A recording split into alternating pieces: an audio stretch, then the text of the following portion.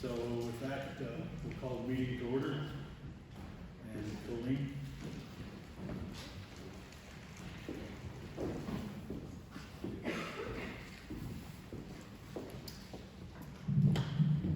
The Flagler Cooperative Association annual meeting will be held at the American Legion Hall, 303 Navajo Avenue, Flagler, Colorado, on Tuesday, March 30th, 2021, at 2 p.m. There will be no meal served this year due to COVID-19 restrictions. The purpose of the meeting is to elect 2 members to the Board of Directors, to review the auditor's report, and to conduct any and all business which may properly come before the members. We look forward to seeing you there, and McCormick, Secretary. And I understand we do have a quorum, so I guess we can proceed. And I'll read the minutes from the last meeting unless somebody wants to make a motion. Right. I'll move to dispense with the reading of the minutes. Second. Okay, good. That's your job.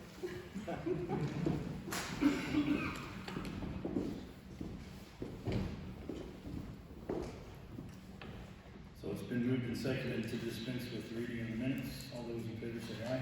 Aye. All opposed? It passes.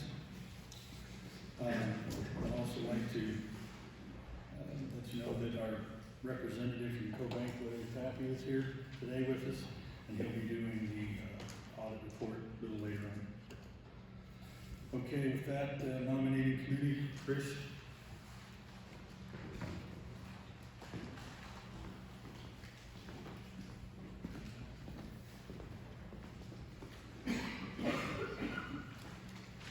Hi everybody, good to see everybody here. And thanks to Eddie Bill and Tony Lawrence for being on the nominating committee. We did find 2 suckers to run for 2 spots, which is a good thing. Andy Jones for a 5-year term. No, the other way around. Christopher Bledsoe for a 5-year term and Andy for 4. And I flipped a coin to make that decision. Actually, Jeff did. So, and that's when it came out. So those, we had 2 spots open, 2 guys running, so I'll let Fred handle that. And this is my last 15 minutes here, so on this board, and you guys have a great group of people who run this organization, the best I've seen since, I know, around 30 years of being on this board, so I got a lot of confidence in them to keep doing a great job under some circumstances sometimes that aren't perfect for our business. Other than that, Mr. Boss, I would ask him to make a motion to accept those 2 guys. Okay, Chris, thank you. So at this time, do we have a motion from the floor to elect both of these members and forego the process of voting, or do we want to vote? So moved. Do we have a second to that? Second. Okay, we have a motion and a second to forego the vote and elect Christopher Bledsoe and Andy Jones to the board. All those in favor say aye. Aye. All opposed? That passes. All right. Just rolling right on. Okay, Mr. Tappy, time for your audit.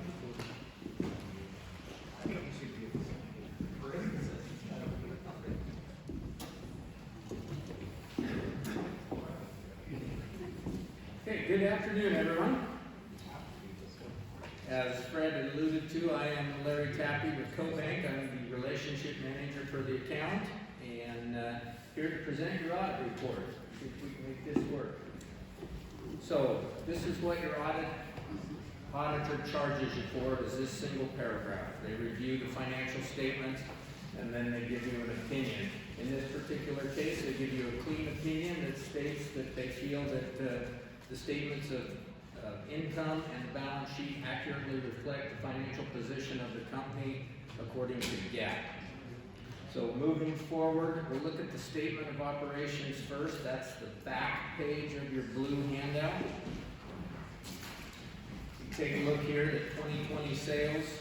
We're pretty close to the 2018 sales. 2019 was a really strong strong year for sales numbers, but you'll see that the 2020 gross margin was very, very strong. We had about 37.6 million in sales, comprised of 3.5 million from wheat bushels.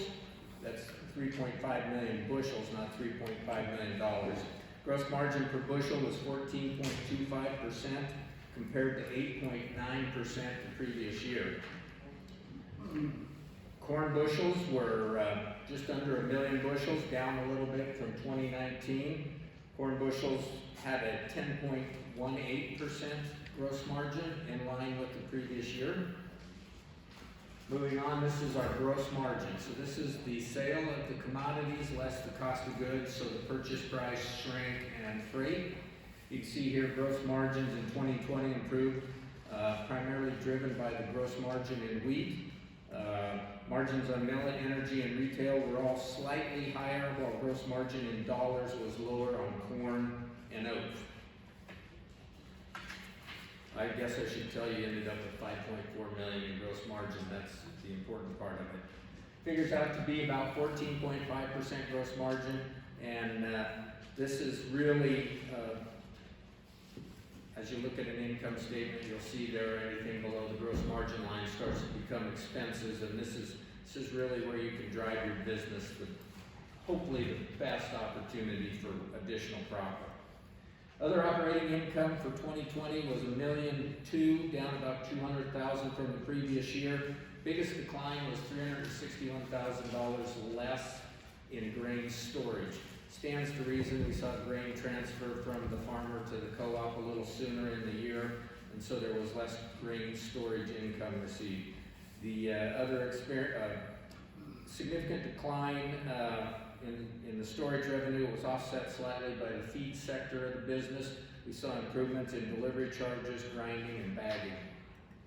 So, at the end of the day, you take your gross margin from your commodities, you add in your other income from storage and delivery charges, and this gives you the total dollars available for operations, gross income, and you can kind of see the white line there. I did some quick math the other day. We've seen gross income increase at about 3.5% annually since 2011. So where's our gross income go? It goes to pay gross expenses. So currently you can see we have about 5.1 million in gross expenses. This unfortunately has grown at about 6% annually since 2011. So you see when you look at the net income, a continued compression. This is driven primarily by operating expenses such as labor, benefits, and then your fixed expenses, interest, which isn't very much, is it? And then all the other related depreciation and so forth. So after we take the gross income, subtract out all your gross expenses, we end up with what we call in the banking world as local savings. So basically it's net income before any patronage from your regional co-ops such as CoBank, CHS, Land O'Lakes. Local savings this year was $1.1 million, actually almost 1.2, very consistent with 2019 earnings. And pretty much this is how you would measure the success of the assets of the co-op. Patronage income this year was up substantially from the previous year. I didn't really see the detail on this, but I'm assuming most of this came from CHS. CHS pays patronage based on gallons of energy. CoBank pays patronage based on outstanding loan volumes. And then the other would be from Land O'Lakes as well as the Ace Hardware store. Add the two numbers together, local savings plus your patronage gives you a net savings. I included net savings after taxes actually. So you have a total of $1.6 million in net income for 2020. Any questions on the income statement?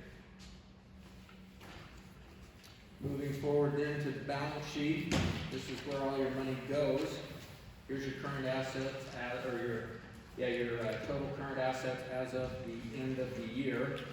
The gray represents inventory, primarily grain inventory and some feed inventory, and then The lighter color then represents receivables and prepaids, things like that. You can see we have about we have 17 million in current assets, up slightly from the previous year. We subtract out current liabilities to get a sense of how much liquidity the company has. So you subtract out $12.4 million in current liabilities. The most significant current liability is $7.5 million of grains payable. The second largest current liability would be the seasonal line of credit to CoBank at 2.9. You subtract the current liabilities from the current assets, you're left with working capital. This is the liquidity that the company has to meet any unexpected expenses. We're sitting on about $5 million, just a freckle over $5 million in current working capital. This is continuing to grow. A better way of looking at it is probably this way as a current ratio. Essentially, the co-op has $1.41 in assets that it plans to convert to cash in less than 12 months to pay for $1 worth of liabilities that are due over that same 12-month period. Current ratio is very strong for the co-op, strong liquidity. Take a look at your liabilities and your total liabilities for the company is comprised of current liabilities, which we discussed earlier, the biggest one being grains payable. The second one then would be long-term liabilities. Your long-term liabilities would be a $2.3 million loan to CoBank for some physical assets, and then some long-term grain payables and a deferred tax liability. Current liabilities, like I said, bank debt, current portion of long-term debt, and grain payables. So subtracting out the total liabilities against the total assets, we end up with a net worth of $12 million. This is an increase of just under $1 million from 2019, and you can see that we've stepped up the equity of the co-op every single year since 2010. As a percentage, the members' percentage ownership in the assets of the company would be 45.0%. We were a little higher in 17, but we added some additional assets and some additional debt, so that'll move back up. This is a bank measurement. This is how we at the bank measure the equity of the co-op. We basically take net worth divided by long-term debt. Does not include current portion, so it shows the pay down of your long-term debt quicker, right? It reflects a more positive trend. My last slide then is your patronage slide. You can see that the co-op is paying patronage of $467,500 in cash this year. They're also putting out $467,500 in non-qualified equities to the members, and retiring $161,178. I did the math a couple times. It's not exactly, it's off $5–10, but if you were to add all those up, along with the retained earnings, that should give you your net income number from the back page. So the co-op added $678,000 of equity from retained earnings to the bottom line, and $467,500 of equity from non-qualified equities added to the members. Any questions? Okay.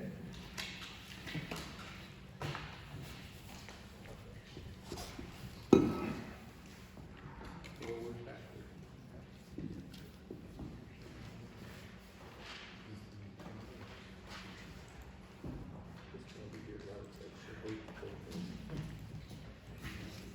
All right, while Ashley's getting the next slideshow, there's still not enough people asleep yet, so we'll see if we can keep you entertained. I always want to start off by thanking my wife for being really supportive.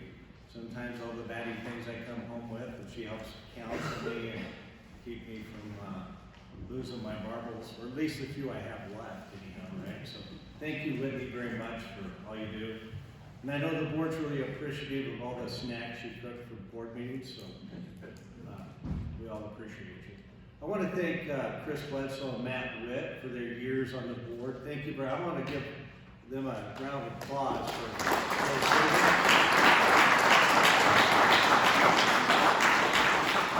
It's been a pleasure sometimes, Chris.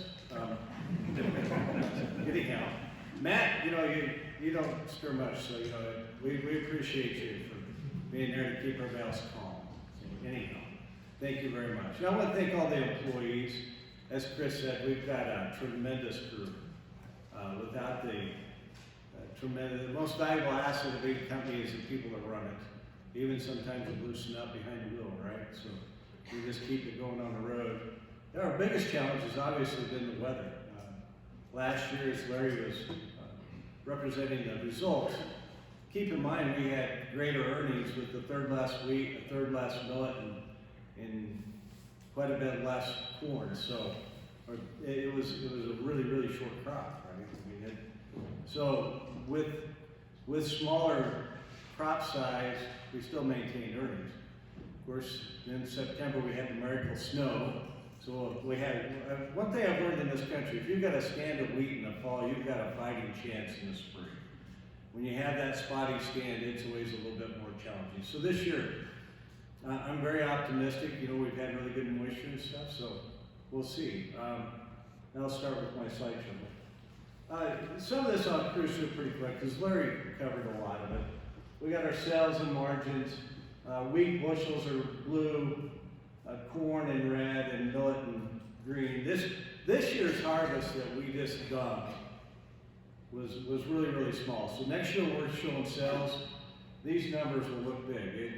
2013 was the last year that we had comparable to what this year looks like at this point in time, but hopefully we'll keep the moisture around it, it'll be good. Storage revenue, as Larry said, was down. If I had a couple more years on here, you'd see 2013 would have been a low year. Next year will be lower than this, but that's okay. I always tell everybody, I'd rather own the grain and be able to market it than I would to pay storage. So that works out okay. Gross sales and margins. See, the yellow line is the margins with the dollar sign on the far side of the screen, and gross, and this is of the feed department. You see the feed's grown pretty steadily over the years. As you'll see in a couple slides in the future, we'll show you some investments we're making in that. Sales in the other retail side have been really good. Brian just said that last year we finished up all the roasts from the 2018 hail storms. So that's, now we'll have to come and hopefully no more disasters, but start to earn money the old-fashioned way of building new buildings if we can find lumber. Margins and fuels. You see the last 2 years had a tremendous spike, and that was really due to the large amount of construction on the interstate, and the wind towers went up south of town. Chester did a good job of acquiring the business of those businesses that were going up and down the road. And on top of that, uniquely enough, usually when volumes go up that much, margins decrease. In 2020, we had the best fuel and gas margins we've ever experienced. So it was a perfect scenario to build our margins. We were able to pull a lot of gas out and diesel out of Kansas at a much cheaper rate than we could out of Denver, and stay really competitive. So plus through the contracting and other avenues. So if you haven't talked with Chester, he does a great job of doing futures, over-the-counter type products for customers to buy cool, and physical contracts through CHS. So anyhow, we have a lot of different tools in our tool bag to help purchase that. It doesn't appear like the fuel market's going to be cheaper anytime soon, but who knows? 2021, we hopefully is not as crazy as 2020, but the first 3 months, I'm not betting on it. Okay, total sales and margins, Larry went through that. And then on this slide, and I don't know how easy it is, the green bars are our members' equity. That's the 12 million plus of what you own in the company, free and clear. The red bars are the debt. So the debt that we've accumulated as we build assets. So you consider in 2008 was when we first purchased Araba. And now we went from 2 million bushels of storage capacity to 6.7 million bushels. And our debt really hasn't increased, and our equity has increased tremendously. So that's a fantastic outcome for the somewhat steady expansion that we've had. Along the way, there's always going to be some challenges. You know, we're going to have times that things aren't going to run the way we hope, but long term, we're planning on trying to invest in our assets to keep them viable. And for you, the members, so you have the type of equipment, the type of cooperative that you need to service your needs. So 2020 and 2021, since we didn't have a meeting last year, I had to think about going backwards. So the first bullet point, Fred's been on me for a couple of years now to finish the scale office and scale at Genoa, because we said we were going to do it, and then we kind of put it off to the back burner. So now, if I understand right, I don't have any pictures up here, but I think we're starting to dig dirt today to put in a new office there. So we'll get that so it looks a little more modern and get that up to shape and get it designed the way it needs to be to function properly. And then in Araba this year, we put in a Cambria cleaner. So the old 2 cleaners that we had there, I'm pretty sure they're old enough to vote. And if we didn't have really competent people to keep those running, they would have probably been in the heat. So anyhow, we purchased a new cleaner that's got a lot more capabilities, faster, able to do a lot better job. And in that, then we were able to get the length grader going. So now we're starting to clean seed millet, seed wheat, some. You know, so anyhow, we haven't been advertising it, but we have been able to do that. For a long time, I thought we were busy enough without that. Now, the way things are looking, and with this investment, we're able to handle that a little easier. So we're doing some of that, as well as we put a bagging line in the shed there in Genoa. So we entered it fairly cheaply. Didn't have to build a lot of infrastructure. So we put a bagging line so we could take the reclaimed millet, bag it, tote it, put it in containers if that would happen to develop back again, or ship it by truck throughout the U.S. We sell reclaimed millet all over. So anyhow, it's been a pretty good investment. We'll see where that goes. We picked a heck of a year to get started, a third of the millet crop, and we're trying to get into a millet cleaning side. That's the typical timing, right? But at least we can work out the bugs that way, right? So nobody's not mad for waiting in line, because there isn't one. And then the last part, and probably our most major project this year, will be our feed automation system. So we're looking to build an automation system to help make the feed mill a lot more efficient. If you call in for feed today, now that it's slowed down, we're only 10 days out. We've been out 3 weeks on orders because we just can't process the feed fast enough to make it for our customers. So we are realigning a lot of assets in the feed mill to make it more efficient. We're getting a new accounting system that will integrate with our existing accounting system to better track the inventory, all the regulatory requirements. We have to have all these veterinary directives from the state, all this federal requirements to track all of our orders and all the fun stuff. And I'm sure they're done making regulations, right? So anyhow, it helps us to align, and that will integrate with the operation of the feed mill. We'll have a automation system actually running and mixing the feed. It designate the loadout bins, and so the theory is, and I'm sure we'll have a lot of brain damage before the theory comes to reality, is that will make us much more efficient and make the feed mill work better. So this, I don't know if you can see it very well, but that nice shiny white thing is our cleaner that's sitting in there above. This is a picture of the bagging line that sits in Genoa. It's a couple man operation. We've got Alex Flores that's working for us. It's doing a heck of a job. That is really hard to see, but we've got a micro tote and a bagging and a tote system, a micro mixing system that will go and it'll weigh the micro ingredients. So today when we're putting in medicated feed, we're having to measure it on a little scale and hope we get it mixed in, and you're putting in small inclusion rates into ton batches and hoping that you get it mixed in a good fashion. This will do that accurately, efficiently, and have very good trackability. This picture, this just represents all the bins that we're hitting and how it ties in our legs and our loadouts and all that. So that's a little confusing, but anyhow, we're pretty excited about it. So then I'll get in, and Larry covered this slide pretty well, so I'll just hit real quick. You know, half of the patronage we distributed this year is cash. Half of it was non-qualified stock. And the distinction with non-qualified, if you don't remember, is non-qualified stock, the co-op pays the taxes on it today.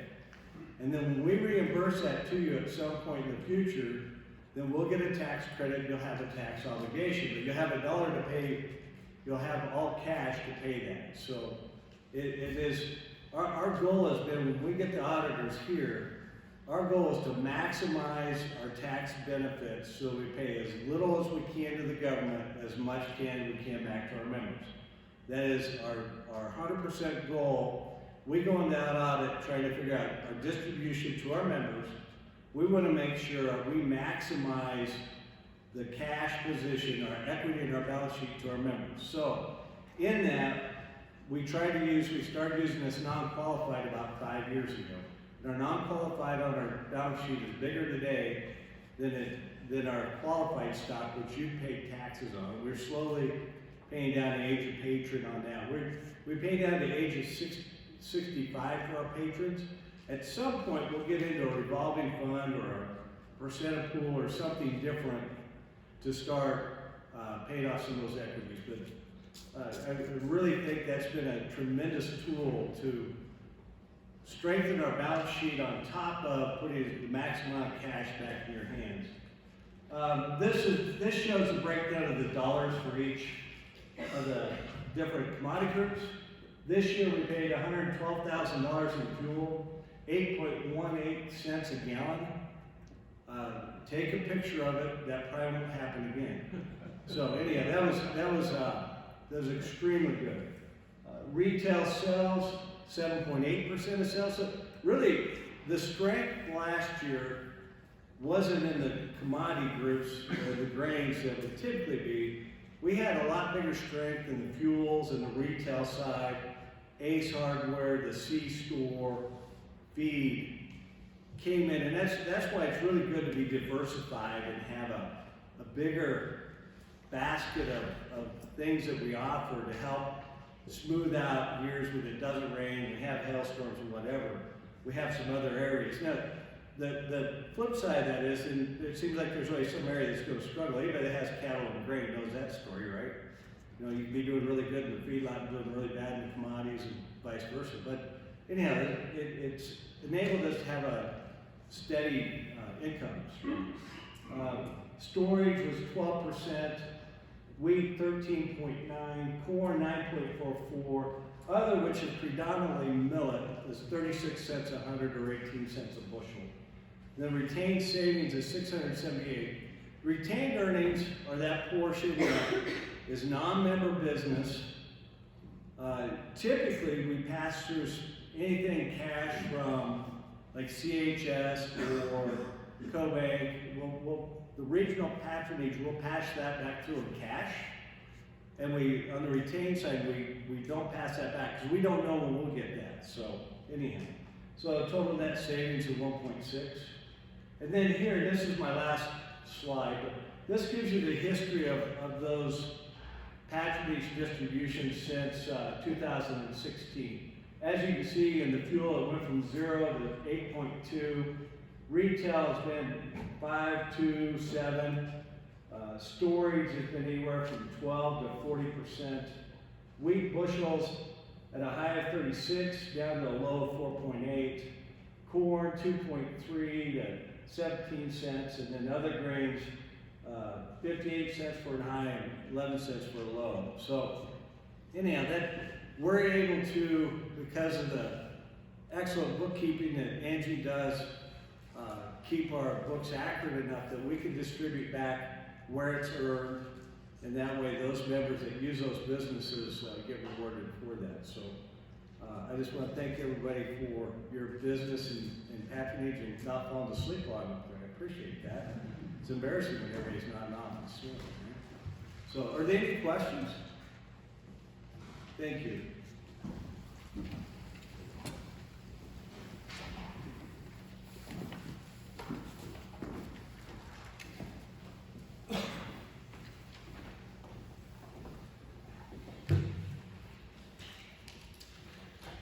Well, I made the mistake of not asking Brent what he was gonna talk about because he just stole everything I was gonna say. I do wanna thank Brent personally and from the entire co-op.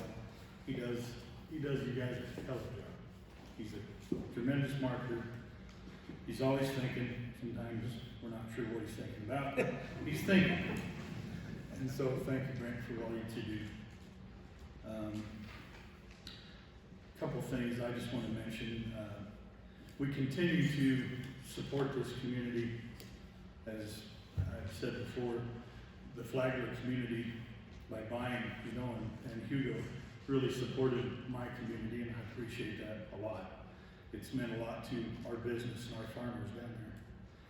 But one thing we continue to do, and always have done, is through CoBank, there's a deal that they offer, a 50-50 grant match, and the co-op has always done that, and then we donate to different organizations throughout the community. And if you guys didn't have a chance to go look at the bathrooms, well, I do so after the meeting. We put some money in toward that. Much needed thing that was here at the Legion to have the bathrooms upstairs, and they look real nice. The Erba Fire District, we donated to them last year, and to the Hugo Learning Center. It's a daycare type facility in Hugo, and so the board and or Brent is always good about, we try to put money into all of the communities, because we are all one co-op. We have our own communities, but we're all together.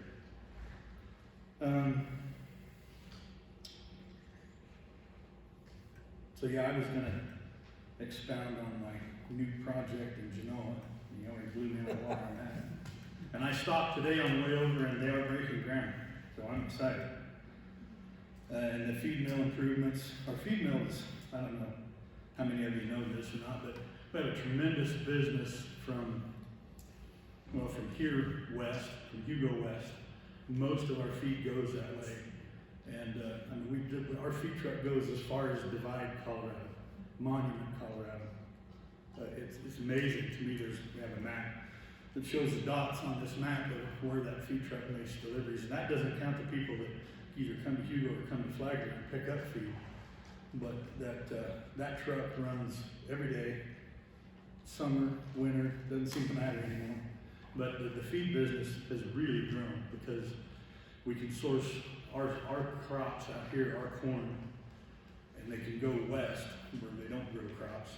And our margins are good. Our competition with people like Carina, Big R, things like that, we're much better, much cheaper. So our feed business is really good. And I think our diversification in this co-op, from a standpoint of logistically, when you started out here in Flagler, when did you come here, Brent? 2004. 2004, and then Erba in 8, and then Genoa and Hugo, I don't know when that was, 9, something like that. Anyway, and then we put up the 2W elevator. That was in 13. Anyway, that took on a whole other area, all the way over to Matheson. Even people from north of Lyman sometimes would come all the way down there and dump crops. But the diversification, not that we were really any wetter than you guys were here, but we actually dumped more grain in 2W this year than we did in Flagler. So the diversification, I feel, of our geographic location can help keep this co-op stable, more stable. So believe it or not, once in a while we do south of the tracks. Not all that, don't count on it, but we do.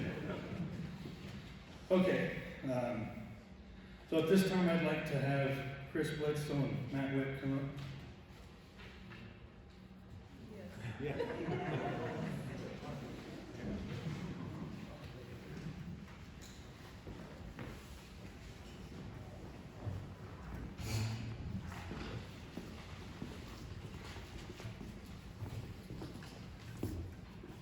As Chris said, he's given up on us. But his dedication and whatnot for this co-op has been outstanding, I think. I've learned a lot from him from being on this board. And I appreciate everything he's done for me and your community as well. And for that, and Matt has also decided not to run again this year. So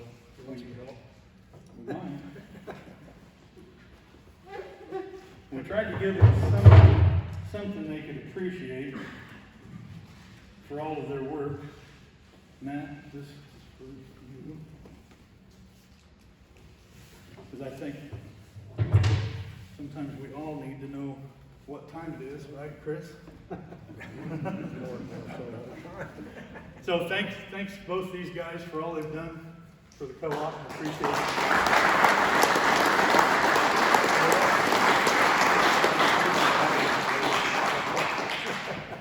Okay, I think that's all I need. You're done. Good.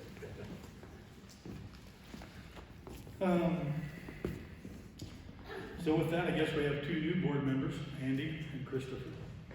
And they've been an associate on this board for a little over a year.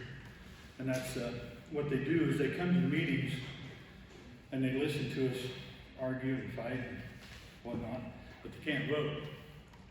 So, but at least they understand where we're at this time and gives them a little heads up on what's going on. And I think it just will help them make the transition smoother and so on and so forth. So they have been an associate with the co-op for a little over a year, both of them have. So and I'm real glad that both of them have agreed to come on board and be a part of the board. So is there any new or unfinished business anybody has?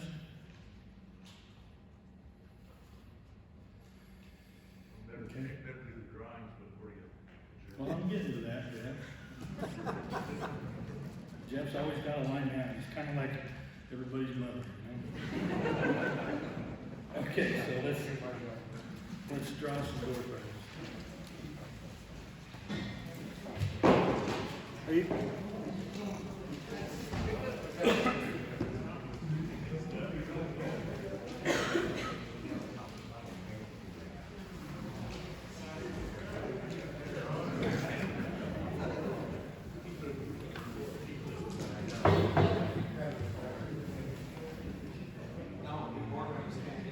This year we got 3 gift cards, so I'll just call your name and try to toss it to you. If the neighbor grabs it, I guess you didn't win.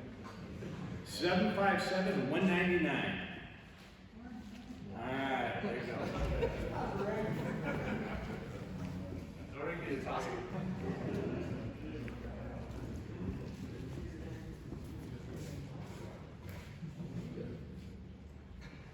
$194. All right, let's go on. Sir? All right, last but not least, 212. All right, Mary. See, they did put some of the last ones got in with numbers in. Thank you.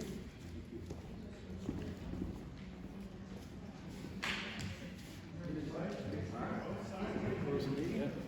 Be closed. I guess I have to.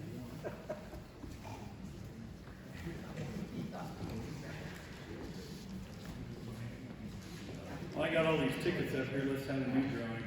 How about that? Oh, don't forget there's snacks and some water and whatever over there, so grab some. Is there handout for everybody that came here? No, I didn't even notice.